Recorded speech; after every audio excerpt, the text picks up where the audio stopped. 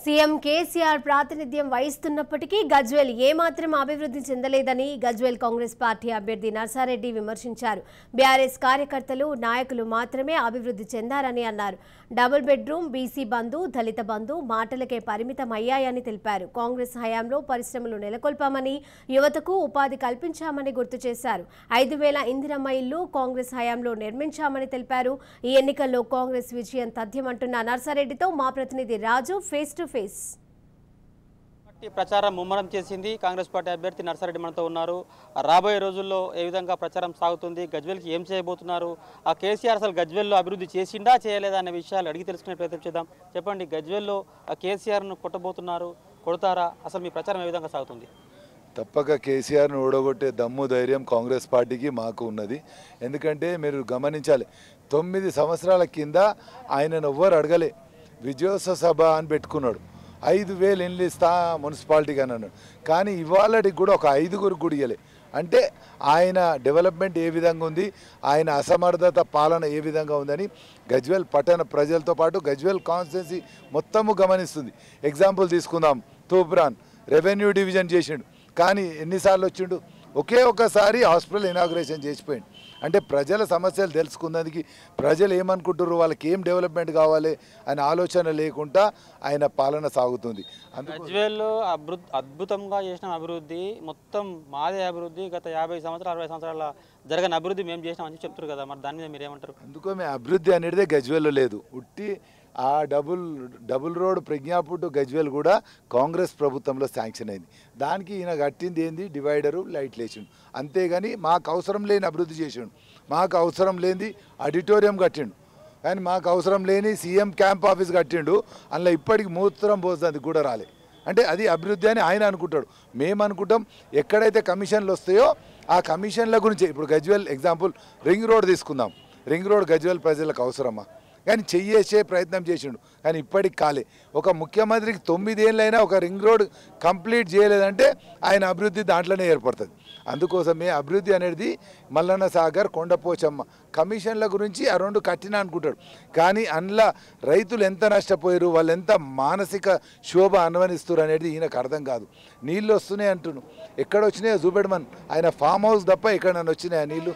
ఎక్కడ కూడా రాలే. అభివృద్ధి అంతా ఆయన గాలిలో తిరుగుతూ పచ్చగా కనిపిస్తుంది అనుకుంటారు. అప్పటికే గజ్వేల్ పచ్చగా ఉన్నది. డెవలప్మెంట్ అనేది ప్రజల అవసరాల మీదకించి ఉండాలి. ఇప్పుడు మా గీతారెడ్డి ఇక్కడ కళ్ళకల్లా ఫ్యాక్టరీల పర్పస్ తీసుకున్నది భూమి, ఫ్యాక్టరీలు వచ్చినాయి. అప్పుడు భూమి కోల్పోయిన రైతులకు మేము 5 లక్షలు ఇస్తే పక్క ఊర్లో పోతే 4-5 లక్షలకు భూమి దొరికింది. ఇవాళ ఈయన అభివృద్ధి చూస్తారా? కాలువలకు తీసుకుపోయిన వాళ్ళకి 10 లక్షలు ఇచ్చిండు, 10-12. ఇవాళ అక్కడ ₹1 2 కోట్లు నడుస్తుంది. అదేవిధంగా వర్గల్, మొలుగు మండలాలల్లో ఇండస్ట్రీస్ గురించి భూసేకరణ చేస్తుండు. వాళ్ళకి ఎంత ఇస్తుండ్రు తెలుసా? 10 లక్షలు ఇస్తారు. కానీ ఈయన ఎంత కమ్ముకుంటుండు? ₹1 అమ్ముకుంటున్నారు ఫ్యాక్టరీలకు. అది అభివృద్ధి కాదు. ప్రజలు బాగుపడ్డనాడు అభివృద్ధి అంటారు. అందుకోసమే ఇవాళ మల్లన్న సాగర్, కొండపోచమ్మ రైతులందరూ ఏమైంది తెలుసా? గజ్వేల్లో అడ్డా మీద కూలీలు అయ్యారు. రేపు వర్గల్, గజ్వేల్, తూప్రానోళ్ళు కూడా, మొలుగోళ్ళు కూడా అడ్డా మీద కూలీలు అవుతారు. ఒక్క ఫ్యాక్టరీ రాలే ఈయన వచ్చినాక. ఇవాళ కామారెడ్డిలో ఏం చెప్తుండో తెలుసా అండి?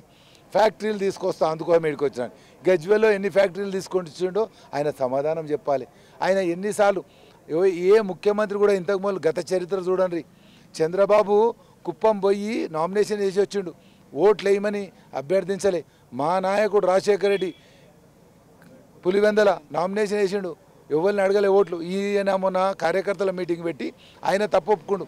ఈసారి నుంచి నెలకొక్కసారి కలుస్తా, మీ దయదలవాలి అంటే నీ తప్పు నువ్వే ఒప్పుకుంటున్నావు. 9 సంవత్సరాలలో 9 సార్లు కూడా మా గజ్వేల్కు రాలే. కానీ రోజు వస్తుండే పండుకుందానికి, తినడానికి, తాగుదానికి ఫామ్ హౌస్. ఎవరిని కూడా ప్రజల్ని కలుసడానికి కాదు. ఇక్కడున్న ఎంపీపీనో జెడ్పీటీసీనో గుర్తుపడతారా? తెలుసుకొని వాళ్ళని గుర్తుపట్టి మీకు ఏం కావాలి, మీకు ఏం అవసరం ఉన్నాయో తెలుసుకున్నది అభివృద్ధి అంటారు. ప్రజలను మీరు ఏం కోరుకుంటున్నారు, మీకు ఏ విధంగా వాళ్ళని విజ్ఞప్తి చేస్తారు? ముఖ్యంగా కాంగ్రెస్ పార్టీ చేసే 6 గ్యారంటీలతో పాటు ఇవాళనే మా మేనిఫెస్టో వచ్చింది. అవన్నీ అమలు చేస్తాము. నేను ఇక్కడనే ఉంటా. నేను ఎమ్మెల్యే ఉన్నప్పుడు కూడా గజ్వేల్నే ఉన్నా. ఇప్పుడు కూడా రేపు గజ్వెల్ని ఉండి గజ్వెల్నే సేవ చేస్తా, ప్రతి ఒక్కరికి అందుబాటులో ఉంటా. నేను స్థానికుని, ఇక్కడ కేసీఆర్ ఈడ పుట్టలే, ఈటల రాజేందర్ ఈడ పుట్టలే, నేను ఇక్కడనే పుట్టినా, ఇక్కడనే చేస్తా. ఇక్కడ గజ్వెల్ అభివృద్ధి గురించే నేను మాట్లాడతా. వాళ్ళు రాష్ట్ర అభివృద్ధి అంటారు, ఇంకా టైం వస్తే దేశాభివృద్ధి అంటారు. నేను అవన్నీ ఏం చెప్పా, ఓన్లీ గజ్వెల్ని అభివృద్ధి చేస్తా అని. ఇంతకు మొదలు కూడా నేను ఉన్నప్పుడు ఎన్ని ఇండ్లు ఇచ్చిందో మీరు చూడండి, నేను ఉన్నప్పుడు ఎన్ని సీసీ రోడ్లు తెచ్చిందో మీరు చూడండి. ఆ విధంగా గజ్వెల్ అభివృద్ధికి పాటు పడతా అని మీ ద్వారా తెలియజేసుకుంటున్నాను. ఇది గజ్వెల్లో పరిస్థితి. రాష్ట్రానికి రోల్ మోడల్ గజ్వెల్ అని చెప్పి ప్రచారం చేస్తారు తప్ప అది గ్లోబల్ ప్రచారము. ఎక్కడ కూడా డబుల్ బెడ్రూమ్లు ఇవ్వలేదు, దళిత బంధు ఇవ్వలేదు, సంక్షేమ పథకాలు ప్రజలకు అందనే లేదు. ముఖ్యంగా ప్రజలకు కావాల్సింది వాళ్లకు కూడు గూడు గుడ్డ ఆ రూపంలో ప్రజలకు అందాలే, కానీ కాంట్రాక్టర్ల కోసం అభివృద్ధి జరిగింది ఇక్కడ, కానీ ప్రజల కోసం అభివృద్ధి జరగలేదు. ఖచ్చితంగా ఇక్కడ స్థానికుని నేను, నన్ను గెలిపించండి, మీలో ఒకరిని సేవ చేస్తా, మీకు మరింత సేవ చేసే అవకాశం నాకు కల్పించని చెప్పి ప్రకటిస్తారు. అదేవిధంగా ఇక్కడ నా కాంగ్రెస్ హయాంలో జరిగిన అభివృద్ధి తప్ప ఇక్కడ ఎక్కడ అభివృద్ధి జరగలేదు. ఏ ప్రజలకు కూడా ఒక్కరికి కూడా ఉపాధి దొరకలేదు.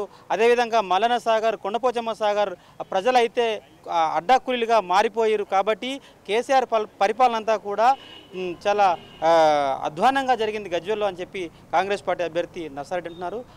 ఇది ఇక్కడ పరిస్థితి.